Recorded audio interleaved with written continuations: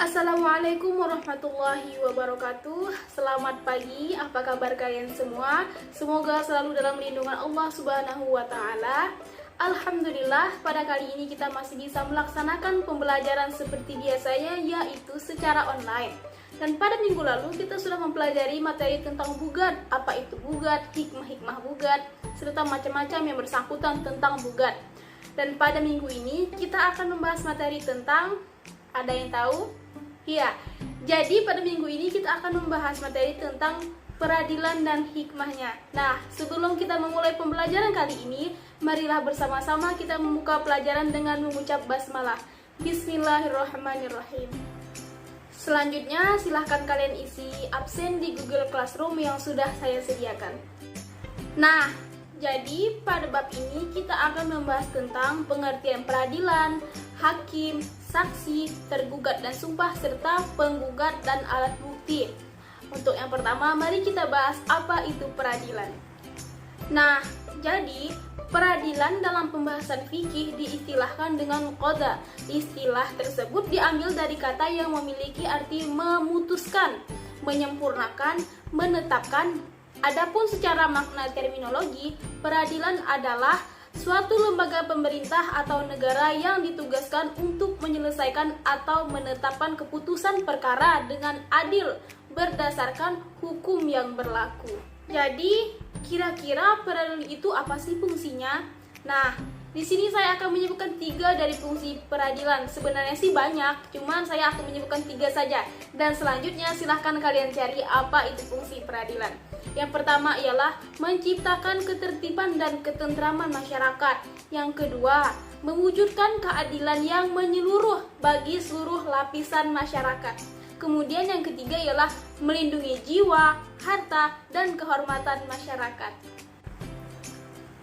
Nah, tadi kan sudah saya sebutkan pengertian peradilan, fungsi peradilan, dan sekarang adalah hikmah peradilan. Yang pertama ialah terwujudnya masyarakat yang bersih, karena setiap orang terlindungi haknya dengan peraturan perundang-undangan yang berlaku. Kemudian ialah terciptanya aparatur pemerintah yang bersih dan berwibawa, karena masyarakat telah menjelma menjadi masyarakat bersih dan tertib. Kemudian selanjutnya ialah terwujudnya keadilan bagi seluruh rakyat Indonesia. Kemudian terciptanya ketentraman, kedamaian, dan keamanan dalam masyarakat. Dan yang terakhir ialah dapat mewujudkan suasana yang mendorong untuk meningkatkan ketakwaan kepada Allah bagi semua pihak. Baiklah, tadi sudah saya jelaskan mulai dari pengertian peradilan, fungsi peradilan, serta hikmah-hikmahnya peradilan. Selanjutnya kita akan membahas tentang hakim. Apa itu hakim? Ada yang tahu? Jadi, hakim itu adalah orang yang diangkat pemerintah untuk menyelesaikan persengketaan dan memutuskan hukum suatu perkara dengan adil. Dengan kata lain, hakim adalah orang yang bertugas untuk mengadili. Ia mempunyai kedudukan yang terhormat selama ia berlaku adil. Kemudian, apakah semua orang bisa menjadi hakim? Jawabannya adalah bisa, asalkan memenuhi syarat-syarat berikut. Yang pertama adalah beragama Islam. Kemudian akil baligh atau bisa membedakan antara yang hak dan yang batil. Kemudian sehat jasmani dan rohani. Yang keempat ialah merdeka atau bukan hamba sahaya. Kemudian yang kelima ialah berlaku adil sesuai dengan prinsip-prinsip keadilan dan kebenaran. Kemudian yang keenam ialah laki-laki. Yang ketujuh, memahami hukum dalam Al-Quran dan hadis. Kemudian yang kedelapan, memahami ijma' ulama serta perbedaan-perbedaan tradisi umat. Dan yang terakhir ialah memahami bahasa Arab dengan baik, karena berbagai perangkat yang dibutuhkan untuk memutuskan hukum mayoritas berbahasa Arab. Nah, jadi jika kalian ingin menjadi hakim, silahkan penuhi syarat-syarat yang sudah saya sebutkan tadi.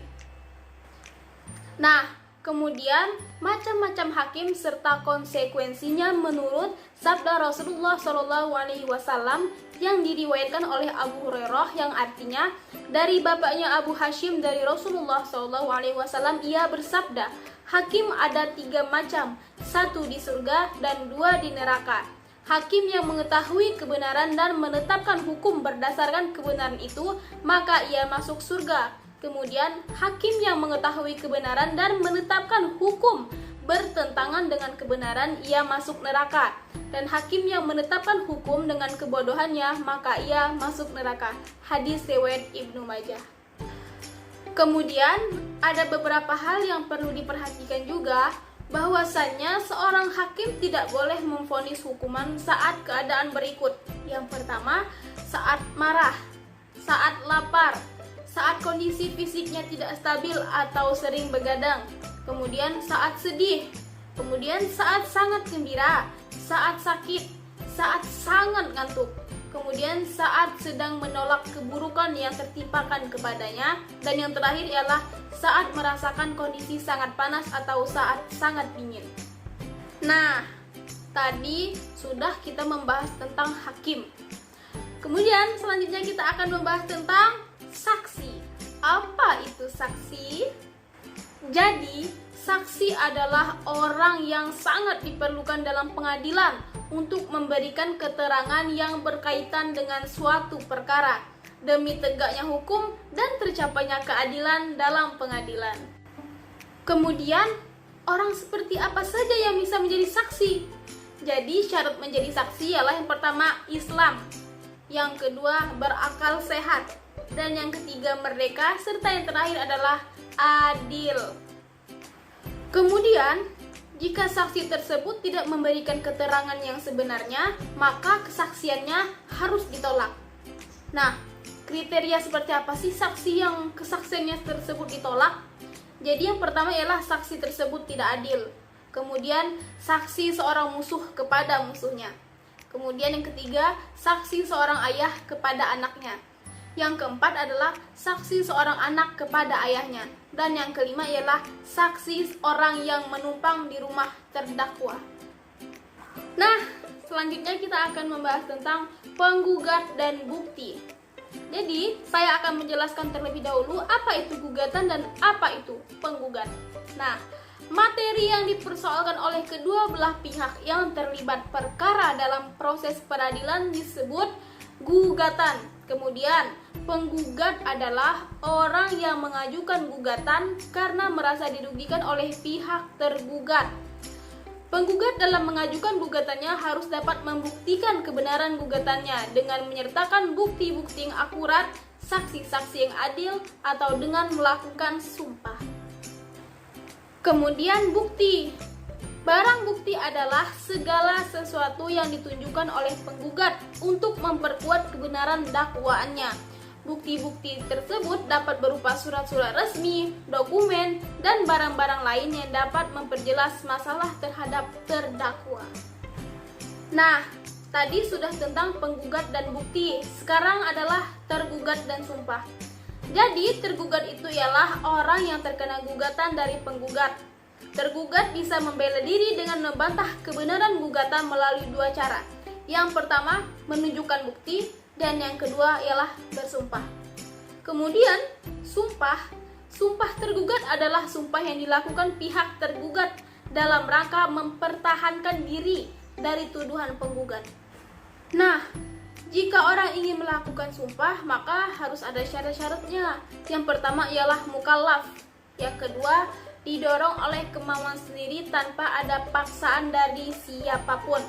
Kemudian disengaja, bukan karena terlanjur dan lain-lain. Dan yang terakhir ialah lafaz.